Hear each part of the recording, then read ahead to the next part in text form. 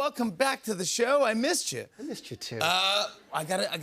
Everyone's buzzing around this area, over on this side of the desk, that we were going to be on Broadway together. We are going to be on, you and I. Yes. Wait, the first time I was on the show, I told you, my sister was like, when you were on Saturday Night Live, my sister would be like, I just feel like you and Jimmy Fallon will be friends if you ever met. I remember this. And now we are friends, and now we are going to make your Broadway debut. I'm making together. I'm excited. When are we doing this? This is All In.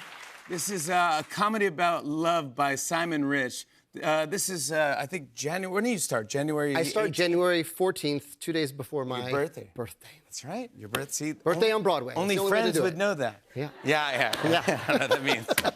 But I'm nervous about doing this. Is there anything you can tell me that I need to know about being on Broadway? Would you remember being on Broadway for the first time? Yes, I have. Actually, I have a great cautionary tale about the Broadway debut, because my Broadway debut was in 2008 with a show called In the Heights. I had written the show. Thank you. I had written the show, and I was in the show, and I made the mistake of everyone I loved the most was in the front row for the first preview. Oh, and here's the thing.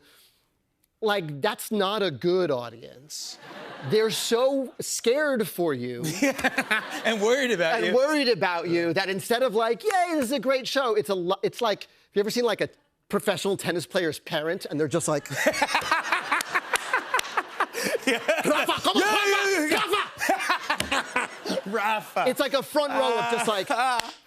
That's so funny. So, like, don't invite your family to the front row. No, sit in the back. It was bad. Yeah. It was bad. That's really, did anything ever go off the rails where you're just like, I don't know if I'm going to recover from this? Because it's live theater. You have to do the whole thing. It always goes off the rails. It does. All the time. That's the magic of it, though, is that, like, when it goes off the rails, people realize, oh, they're really right there. This isn't a movie. This is a thing that could only happen.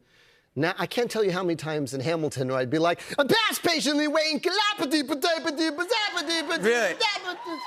You just made up words. Yeah, you just have to keep going. You just have to go. Never when I saw you, you were always perfect. Well, yeah, because you're my friend. Rafa, you're perfect, Rafa! Come on, let me walk! You gotta... I want to talk about your new, this work of art you did with Issa Davis. Warriors, we talked about it on our show. It's getting rave reviews. It's a... Yep. I don't know how you pull this off. It's a concept album of Warriors, which I kind of remember as I'd say probably knew about it in college, because I didn't know about it in high school. It was kind of like an underground film. I saw it when I was 4. Oh, no. An unsupervised youth was I. Wow. Yeah, on like a friend's VHS cassette. And it was one of those things of like, have you seen this movie? It's about this gang. They have to fight their way from the Bronx all the way down to Brooklyn. Yes. Which is like, it's like kind of an ultimate New Yorker movie, and you've seen it quoted in a million, hip-hop songs and in pop culture a lot. But I saw it when I was like really young, and like a little baby duck I imprinted on it. And so Issa Davis, who's an incredible playwright and performer, and I have spent the past 3 years musicalizing the film into this 26-song concept album. You were telling me, like, I'm working on something. Wait till you hear this.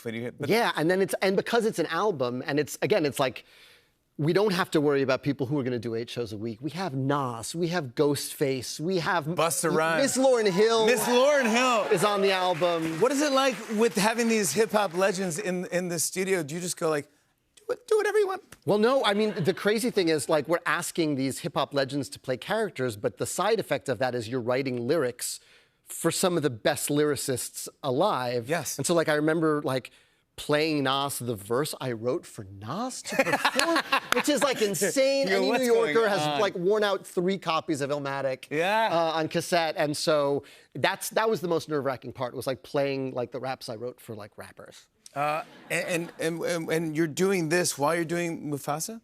Yeah, I was writing the songs for Mufasa while I was writing this gang musical.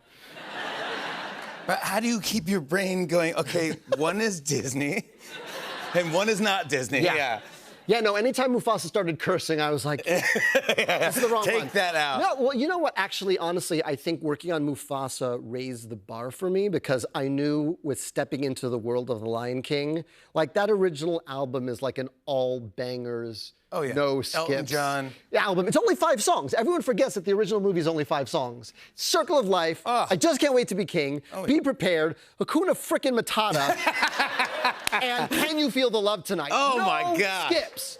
No skips. I went into every song in Mufasa with that energy. I was like, this is a no skips album. And I think that carried over into Warriors. Like, no skips. Yeah. You have no skips, skips on this. But I always think about that too when I see something that you release. I go, I'm kind of rooting for you, kind of like your family and your friend, because I'm going like, we're friends. And Encanto, come on! I hope this is. And it's the biggest thing in the world. They go, oh my gosh, we don't talk about Bruno? What are you talking about?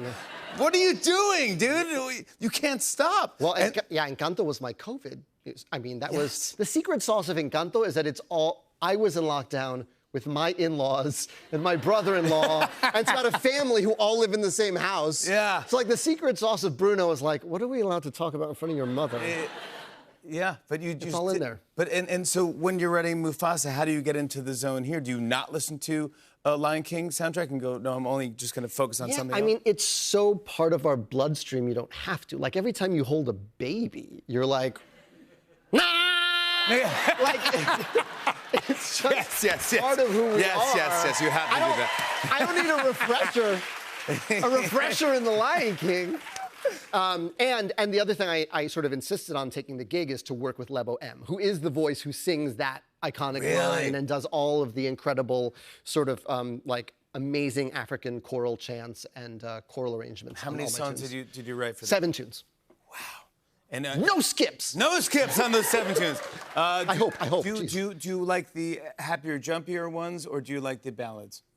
Well, here's the thing. I got to write like a for real ballad, which I haven't. You know, all of the Disney characters I've written for have been very like empowered heroines who don't need a man. But I got to write like a ballad, like a Peebo and Celine Dion ballad. Peebo Bryson. Like when Disney did ballads. Really? And then the other thing was like, I remember reading online someone saying like, Lin doesn't write villain songs. And like Michael Jordan, I took that personally. Yeah.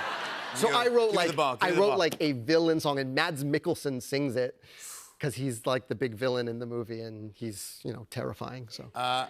Do the kids love it? How are the kids?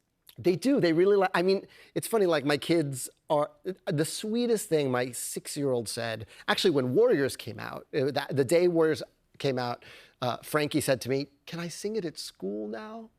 Because they know that they're not allowed to like sing the songs out in the world until the things are released. We don't. You know the rules. It's the name of the song. And also, there's so much cursing in Warriors that I was just like, yeah, buddy, go sing that to your first grade class. Yeah, please don't do that. Yeah. They're the cutest kids. Yeah. But I saw one of the lists of the songs. It was like, I always wanted a brother or something. Yeah, so that was a line of dialogue in the script. And then I was like, that's a great lyric. That's the name of the song. And I wrote to that lyric. And then when I saw my kids singing, I always wanted a brother, to each other, I was like, got them.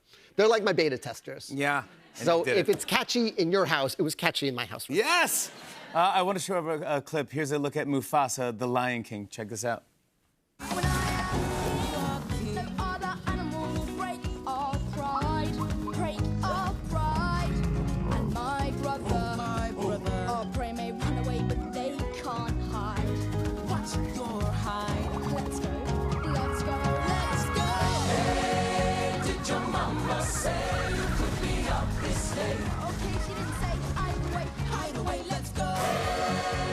Oh, Lin-Manuel Miranda!